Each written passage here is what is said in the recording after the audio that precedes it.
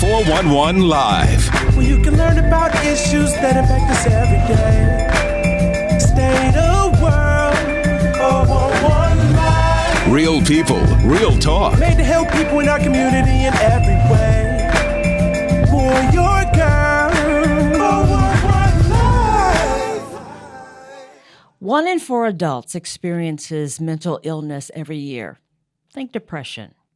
1 in 17 lives with a serious mental illness. Think bipolar disorder.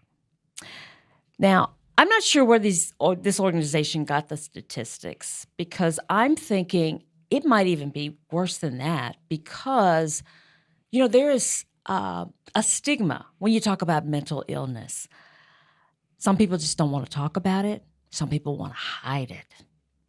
Hello, everyone. I'm Beverly Taylor, and this is the 411 Live. Real people, real talk. Today, I have a special guest joining me, Montreal Cain, and he's the founder of MERA, which we will be talking about, and you'll hear more. But he's trying to make getting that help that you need a little easier, putting it at your fingertips. We'll talk about his idea and what he plans to do and what he hopes will come about real soon. And I think that you will really like what he has in mind. Montreal, thank you for joining me. It is an honor to be in your presence. It is good to see you. I mentioned the statistics of mental illness at the beginning, and I'm just thinking about, what would those stats look like when you figure in the pandemic? They had to have increased, that's for sure. Yeah, because everybody's talking about, especially at the beginning part of it, when we had these shutdowns, and people were talking about being isolated and feeling depression and that kind of thing. Absolutely. I also mentioned the fact that there's a stigma surrounding mental illness. But do you think that that's getting better because of the pandemic and everybody was talking about what they were going through? Absolutely. I mean, even with having our athletes stand up and take a voice and say, hey, I'm taking a mental wellness break. It's one of those things where now it's not so taboo to talk about it, but we still have a lot of work to do in silence and the shame. And I think about Miss Biles, the Olympic gymnast. Absolutely. Who had to say, stop, I need a break. Yeah.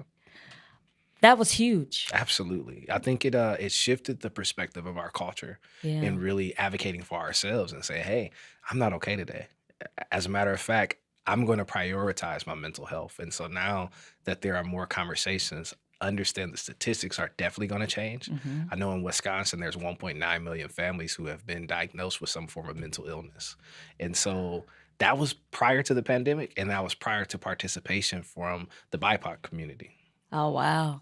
All right. And traditionally in our community, the African-American community, we're kind of silent about mental illness. Absolutely. I'm hoping that is changing too. Yeah. I mean, for us, a therapist might not be the answer. Prayer might be the answer. Sleep it off. Or that child is touched. We're going to leave him over there. But I'm excited of what the future holds when it comes to having intentional conversations and working on healing. Yeah. Okay. So I know Montreal from the multimedia instructor at Marshall High School in Milwaukee. And now you've expanded, broadened your scope, and you're into mental health. How did that happen? Absolutely. About 4 years ago, I was charged with the task of taking one of my loved ones, someone who has served this country as a veteran. They were having a mental health episode, and I was charged with the task of getting them to the VA hospital. Wow. Interestingly enough, the day that I arrived to take them there, I couldn't find them. I was able to get into the home through the garage, and I saw their keys, I saw their cell phone, but they were nowhere to be found. Oh, no. And I started to panic. I'm like, I just pray that when I turn this corner, they're not laid out on the floor somewhere. And I ended up calling Dr. Lakia Jones over at MRI Family Services. Mm-hmm. And I said, hey, Dr. Jones, I had done some work with her sorority and her website through multimedia. And I said, hey, do you have a nonprofit? And she was like, oh, yeah, we have a 501c3. I said, do you have a board of directors? She said, I do. I said, I would love to sit on your board. Now, at the time, I was at that loved one's house. And I'm like, I don't know what to do, but I don't like how I feel. And I'm willing to commit my life to make sure no one else has to feel the emotions I experienced at that time. And I just went into prayer. And literally 9 minutes later, after having that call, I got a call from a crisis intervention trained officer in another part of Wisconsin saying, hey, we found your loved one. I am a crisis intervention trained officer. Everything's going to be all right. Can you come as soon as possible? And after that, I started my journey. I went back to school, got my master's in counseling while teaching at Marshall. I went ahead and went and took some mental health first aid certification classes. And then I hired some developers. And I said, you know what? I have a technological background. I worked for Apple Incorporated for 5 years in the accessibility department. And I want to create a solution for our people. Because when I was at Apple, I would see people come in with these checks, Medicaid checks, and they would purchase different forms of technology. I would teach classes for the autistic community and help them with motor skills, but none of those people look like us. So if I could find a solution in the assistive technology space and basically create this this item, I would no longer have to feel the way I felt that day. I would always have a little bit of peace of mind, and I can share that with other Wisconsinites. Okay. So this whole idea came from an experience. Absolutely. Right. And, that's where a lot of our great ideas come from. Absolutely. So I applaud you for, taking it the next step. So how is this technology, what you've come about, what is this going to look like? Absolutely. I thought you'd never ask, but it looks like this. One of the first things I thought about, I was sitting in a board meeting at MERA, and one of the young ladies that I do volunteer work with happened to tell us that she had a vertical stroke. Said it in the most casual way. And I'm just taken back because this is a person I knock on doors and do community service with. I play the old school jams, and we have a great relationship, but I was not able to focus anymore on that meeting. And we found out the only reason why she's truly okay and walking upright today is because she had on a rubber band. And the rubber band had MRI Family Service Clinic on there, and they called that number to get her help. And it was just an amazing testimonial, but my mind began to go so fast. And there was this moment, let me find my phone somewhere. There was this moment while in the meeting, I had my phone in my hand just like this, and it flashed. And when it flashed, the CEO says, hey, did you just take a picture of me? I said, I'm on the Bird Scooter app. That same day, Milwaukee, Wisconsin had decided to remove the Bird scooters. Now, mind you, we have them now. We got Lime, we got all these other companies, but they were going to remove them. And I said, I have to find a Bird scooter. And they were like, that's what you're doing right now? And I said, listen, we can give out 1 million turkeys. We can do community block parties, but I want to do something intentional. Can I have a selfish moment to tell you guys my idea and why I'm here today? They're like, sure. And I said, I can imagine a device that knows where you are. Why would people put all these scooters in different communities and not have some form of insurance to make sure it's going to work? What if it dies? Can I take this scooter on a joyride? What type of technology do you have in a scooter? If I can find a way to put that into a rubber band, then I could have peace of mind. I would know where my loved one is, and I need that. And so I left that place, and I drove around the city to find a Bird scooter. And when I tell you I went to 3 or 4 different places, I rung doorbells of strangers. Where's the Bird scooter? Because there was only 2 left in the city. Oh, wow. I arrived at the place where they fix and charge Bird scooters. I met the engineer working on it, and he told me how it worked.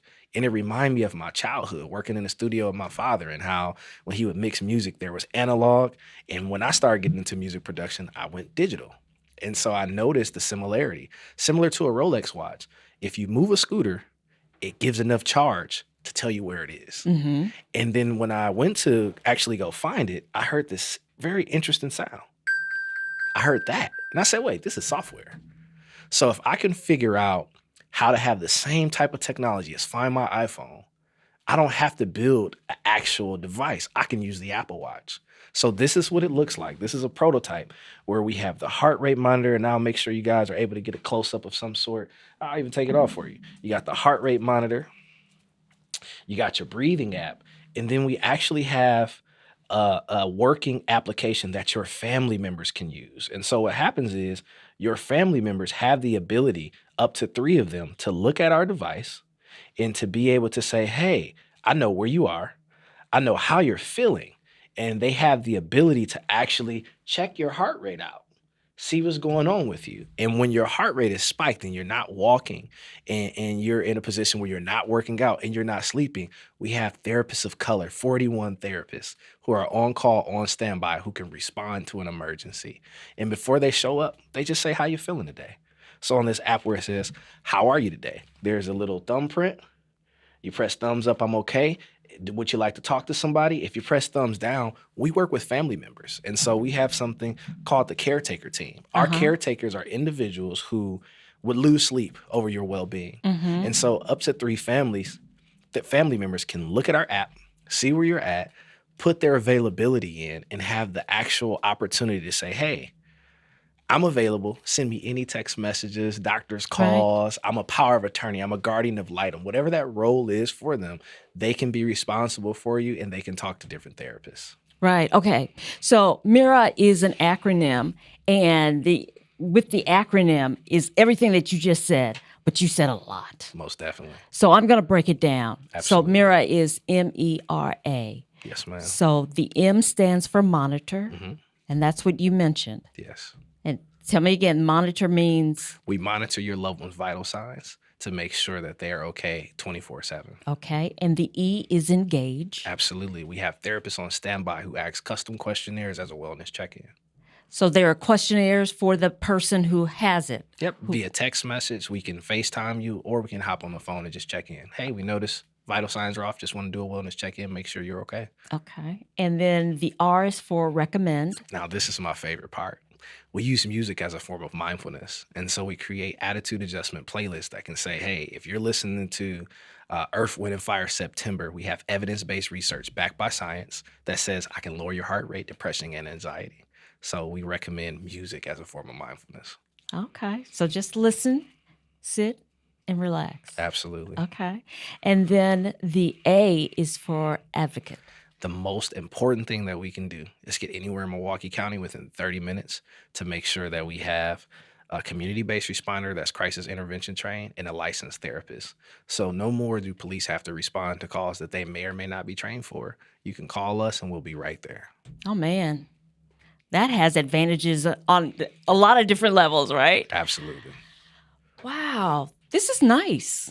This is nice. So where are we? Where are you in this development? Absolutely. So as I showed on the phone, we actually have a working prototype. We've been able to do different pilot tests and get back feedback. Family members told us, and we're on version 32 currently of the app, and I'm excited for 33, but I'm really excited for 34.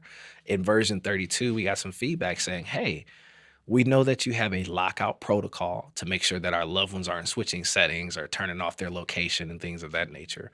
But you also have disabled the ability for us to add more family members. And now that we know this technology can help us have peace of mind, we want to add more to family members. Can we add more than 3? So in version 32, that was a feature that we added that came out of our beta testing. Last year, I want to say in February, we had the opportunity to grace the cover of Milltown magazine. We've gotten great press. In April, we took first place of the Diversity Tech Health and Innovation Pitch Competition, where there was 2,000 applicants all across the globe. And then in May, Drew Holiday of the Milwaukee Bucks and Lauren Holiday supported us and gave us a $25,000 donation to activate that pilot. So we're so excited.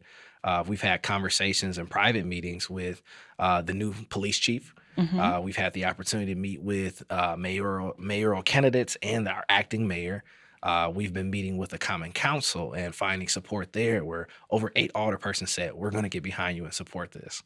And so I'm just excited because even at the state level, I've had several meetings with representatives and senators who are saying, what, this just makes too much sense. Why didn't this already exist? So now it's just getting through some paperwork and getting to a place where we can do a larger pilot where the county, the city, and the state comes together and say, you know what? We believe you have what it takes. And you have an amazing team, and you've done the research, and you are credible. Let's put some funds behind this to get this pilot going and make sure that, this is something that we can have in Wisconsin. So my dream, I imagine a better health equity space here in Wisconsin where residents won't even have to pay for this. I just want it to be something that we can offer. That's the goal. Oh, that's huge. That is huge. From that idea to the prototypes, to all of the versions that you've come out with. Absolutely. Tweaking it, making it better. It's a daily grind. Yeah. How many more? You're 32 now? Absolutely. How many more do you think or does that always We're go on? inclusive. And so the difference between a very large company is there's so many people that have to sign off on innovation. But when you're a small business, we have the availability to actually say, hey, we think that's a great idea. And so we include the people who are wearing our devices. We consider them family members. We take into consideration the stakeholders and organizations like the Behavioral Health Division. So we say, hey, is there a more excellent way that we can serve? What are things that you guys notice? What's something you wish you had? So even on our website right now, we're creating a database of resources outside of our company. What are other companies that help provide housing or food share? What are other organizations that if you're having an emergency or you're dealing with a domestic violence situation, we want to be the hub in Wisconsin for just making sure we can mitigate these emergencies. Very nice. Making sure people have the resources that they need. Most definitely. That's good. Okay. Well, there's more I want to talk to. I really want to talk to you about the therapist you talked about. Absolutely. We're going to take a quick break, come back. We'll talk about that and a little bit more of what you have planned for the future and all of your other ideas. So stay with us. We'll be right back.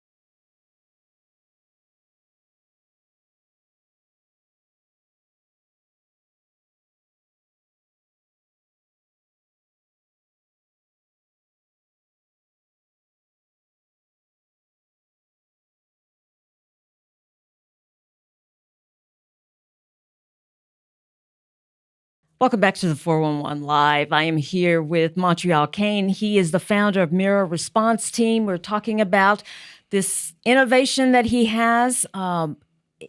It sounds great. Just using the Apple Watch, somebody can monitor you when you're possibly going into a crisis and help you out of it or help you from going really deep into it, right? Absolutely. The targeted group, I mean, you're looking for anybody who has a mental health issue. Absolutely. And I guess this is really, really important for people. So you have somebody who has mental health issues, but they're functioning.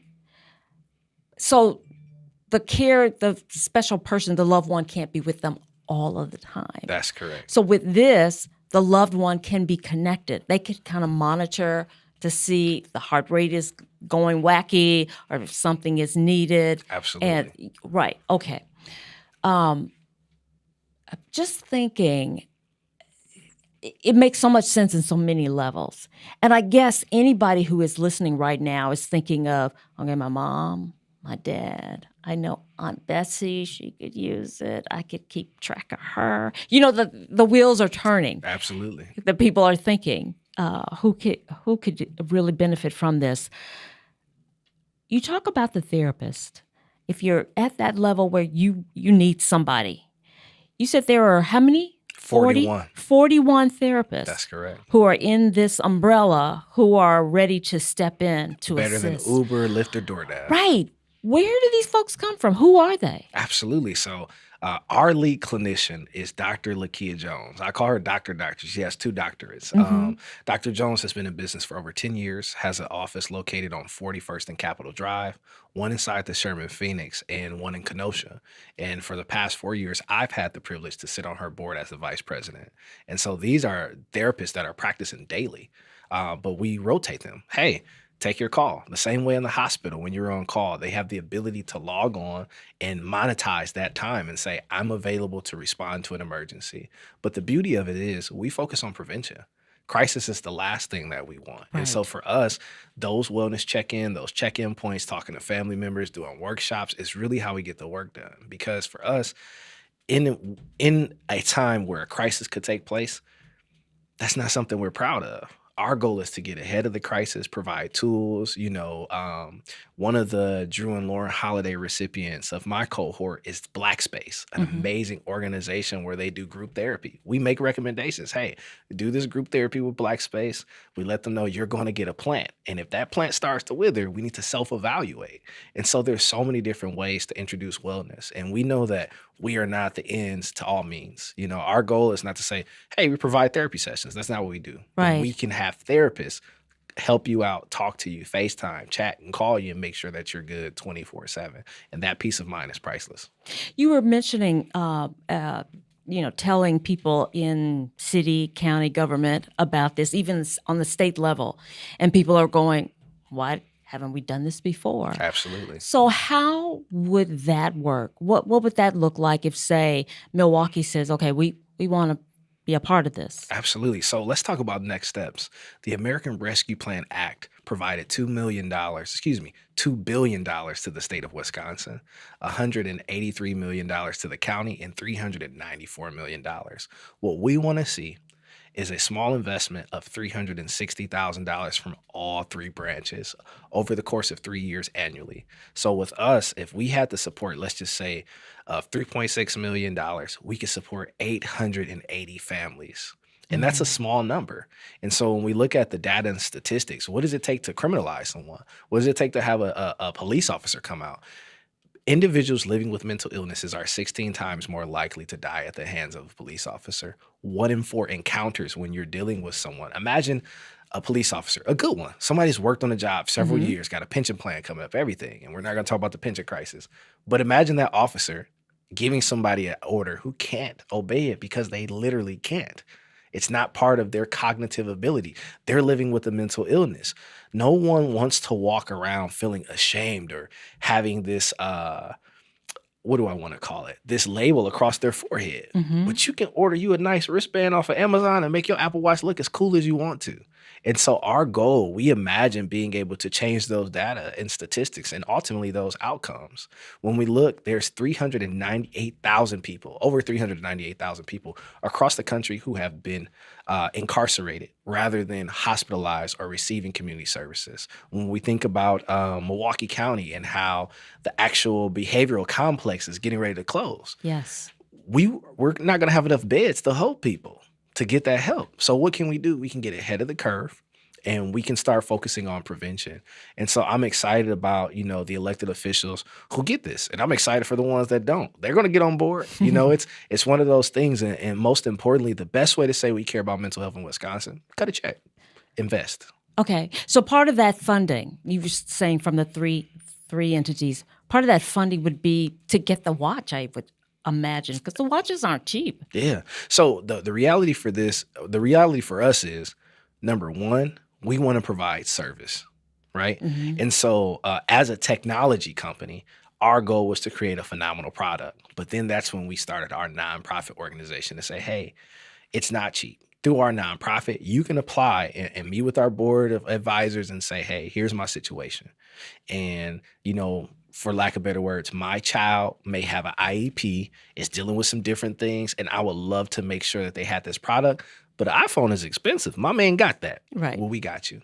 And for up to 36 months, we'll support a family. And we'll say, we'll pay for the phone. We'll pay for the watch. We'll pay your phone bill. We will pay for the application. And we will come out to your house and provide workshops and materials to make sure this can be a wraparound family approach. And that's through your nonprofit. That's correct. Phew. And your nonprofit is called? The MERA response team, and the for-profit is House Call. House Call Wisconsin. Okay. MERA, okay. House Call is the for-profit. Absolutely. You're covering all bases. We got to. Yeah. So as people try it out and look at it, are you finding that, sometimes you get a little gadget or whatever, you look at it for a while and then you put it to the side, you kind of forget about it. Are you finding that's happening, or are people just fully engaged? One of the exciting ways we got to version 32 is people told us what to do. You asked for it, you got it. Sometimes assistive technology device can be too intrusive. We want it to be inclusive. So one of the things that came out, I want to say version 14, was we start having random times in which we would grab the heart rate. Because if it was routine, people knew, I'm going to chill out. It's like I'm checking in. Let me be cool. Let me be on my best behavior. But that was one of the things. One of the things we love about Apple specifically is there's a breathing app built into the watch. And so being able to just say, hey, my breathing app on my watch has nothing to do with the MERA app. And randomly, at the most random times of the day, it tells me to breathe for 60 seconds. That has been helpful in conjunction with what we do. And so our goal was to make sure that we have lockout protocols. So we met with Apple Incorporated, and we had the ability to talk about zero deployment, where we can do an update. You don't even have to touch your device. You don't have to go into the App Store. We can just update it for you. So as these versions come out, we stay innovative, and we wanted to make sure the person, the loved one wearing this watch, doesn't have to engage. You can wear this watch and we get all the information we need. You don't have to press any buttons. You know, it's one of those things that if you have an emergency, yes, you can press that beautiful MERA button, and we're on the way, right? Right. But if you don't, we still know to come check on you so you don't have an emergency. And that's what we love about it. You know, we are completely HIPAA compliant. We're sensitive to people's privacy and making sure that they feel like, oh, well, I got this device monitoring me. This device is not for everyone. This device is for the family that says peace of mind is a top priority. One of the things that I can say from a personal level is that when you have a loved one that's experiencing a mental illness, you're in the fight. You know, there's a moment where you might see a sign, you know, oh, this person, they're not showering the same amount of time that they would normally shower, or they may not have brushed their hair today, or they lost a loved one at this particular month. And I know that usually this is when triggers take place. Well, now you can call us. We know what to do. We have the experiences. We have the people on standby who can help guide you through it. And so one of our biggest benefits is that you can press the button and talk to us about your emergency without us even coming out. We're available. And when you think about numbers like 211 or the National Suicide Hotline, those are amazing resources, but they're not local. So they don't know if officers are available. They might send out a police officer to a mental health emergency where Crisis Mobile can't respond. And so our goal is to work with everyone. Very good. So if somebody hearing this wants to help, wants to know more, what do they need to do? They need to sign up for our newsletter at www.housecallwi.com. Very good. Wow. Montreal, this is nice. Thank you. Thank you. Yeah, I'm really proud of you. It's a God thing. I can't take any credit. Yeah, and I really impressed that your faith is so strong. That is something great too. Absolutely. So thank you for joining me. Thank you for having sharing this. I see great success in your future. So, you know, when this thing is off and running and taking off, come back and share the success stories. Thank you so much. We invite the community to support us. We do have a small fundraiser that's coming up in February where we'll be crowdsourcing, and the donations that come from the community just help us make a more excellent product. So we're happy to be here. We're rooted in Wisconsin, and as we expand, we plan to keep this as our headquarters. Excellent. Excellent. Thank you for joining me. Thank you. Montreal Cain, founder of MERA Response Team. Isn't that something? Really impressive. Hey, thank you for joining us for another edition of the 411 Live. We are a nonprofit organization. If you feel led, I invite you to go to our website, the411live.org, and you can help sponsor or donate. And a big thank you for doing that. As for me and our crew right now, we will see you next time on the 411 Live. Real people, real talk. If you would like to check out past episodes, there are many ways. Go to your favorite podcast platform. Follow us on Twitter and Instagram. Like and watch us on Facebook. Watch and subscribe to our YouTube channel. And if you have suggestions for future episodes, go to our website, the411live.org. Thank